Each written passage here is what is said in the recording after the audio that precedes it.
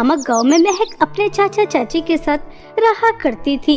महक की माँ उसे जन्म देते ही इस दुनिया से जा चुकी थी और बदकिस्मती से कुछ समय पहले ही महक के पिता भी महक को अकेला छोड़कर इस दुनिया से चले गए। बेचारी महक बिल्कुल अकेली रह जाती है। तभी महक के चाचा उसे अपने साथ अपने घर लेकर आ जाते हैं। उसकी अच्छी परवरिश के लिए महक के चाचा तो बहुत अच्छे थे, लेकिन चाची सुनीता वह महक को बिल्कुल भी पसंद नहीं करती थी।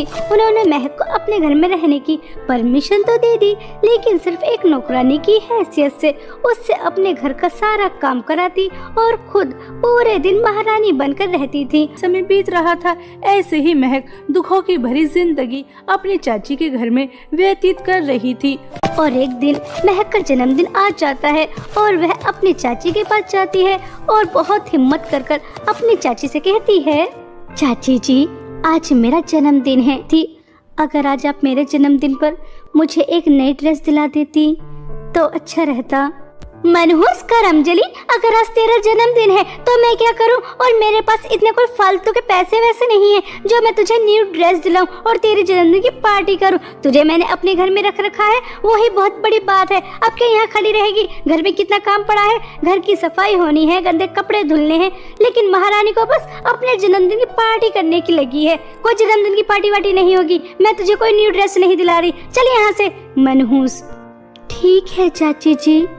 ऐसा कहकर महक उदास मन लेकर आ जाती है और घर के सारे काम करने के बाद अपने माता पिता की तस्वीर के सामने खड़े होकर बहुत ज्यादा फूट फूट कर रोती है। सामने महक के माता पिता की आत्मा आ जाती है, जिसे देखकर महक चौंक जाती है। तभी महक के माता पिता उसे जन्मदिन की बहुत सारी शुभकामनाएं देते हैं। ड्रेस चाहिए ना, तो हम दोनों तुम्हारे जन्मदिन पर तुम्हारे लिए एक तोहफा लेकर आए हैं, वो है जादुई ड्रेस।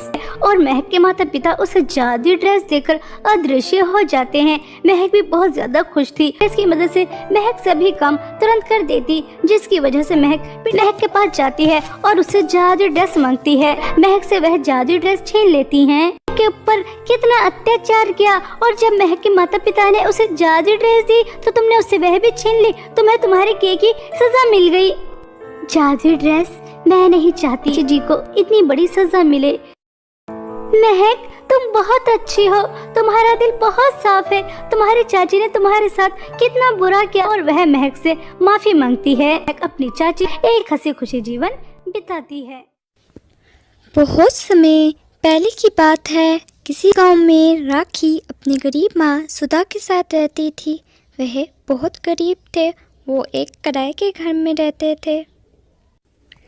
राखी मिट्टी के घर बनाती थी, जिससे इनका घर का गुजारा चल रहा था।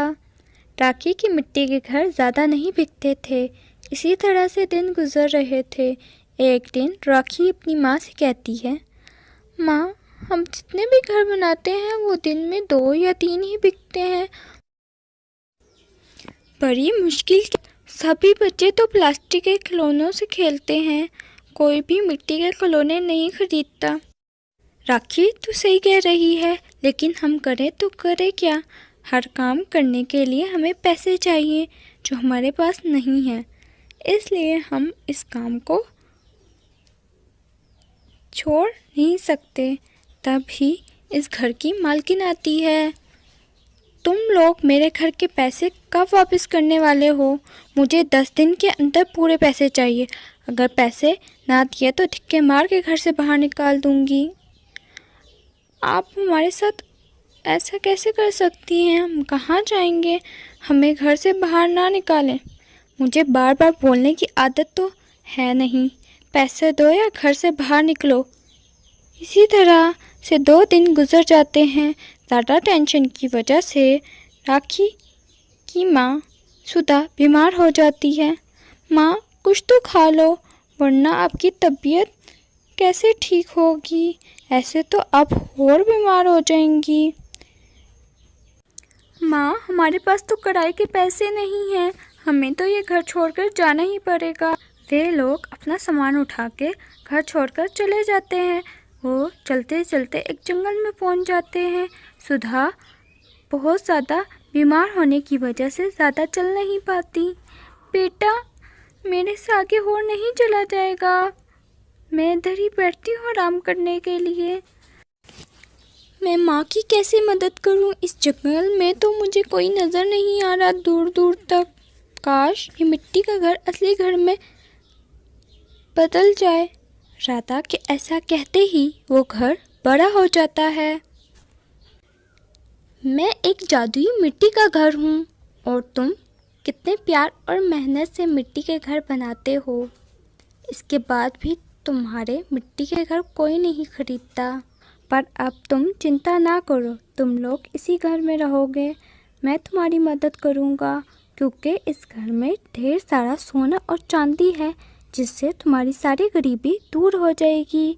राखी और सुधा उस घर की बात मान लेते हैं। वो खुशी खुशी उस घर में रहने लगते हैं। ढोलकपुर गांव में राहुल नाम का लड़का रहा करता था, जो अभी तीसरी कक्षा में पढ़ता था। उसके माता पिता की एक दुर्घटना में मृत्यु हो गई थी, इसलिए वो अपनी बूढ़ी दादी के साथ रहता था। उसकी दादी लोगों के घरों में साफ सफाई का काम करती थी, जिससे घर का गुजारा चल रहा। वे लोग गरीबी में अपना दिन काट रहे थे। उस दिन राहुल का बर्थडे था। राहुल की दादी काम पर चली जाती है। राहुल जब खाना खाने बैठते हैं तो एक बूढ़ी औरत आती है और वो खाना मांगती है। राहुल अपना खाना उस बूढ़ी औरत को दे देता है। उस दिन उसको बहुत भूख लगी थी। खाने की खोज में बाहर जाता है, लेकिन उसको खाना नहीं मिलता। वो भूखे मारे एकदम पेड़ के नीचे बैठे रो रहा था तो उसको एक आवाज आती है। वो आवाज जादुई केक के कुएं की थी। राहुल सारी बात उस कुएं को बताता है। कुएं में से बहुत सारे केक बाहर आ जाते हैं। राहुल केक घर ले जाता है। वो इसकी दादी गांव में केक की दुकान खोल लेते हैं। अब वो बहुत खुश थे। उनके घर का गुजारा अच्छी तरीके से हो रहा था।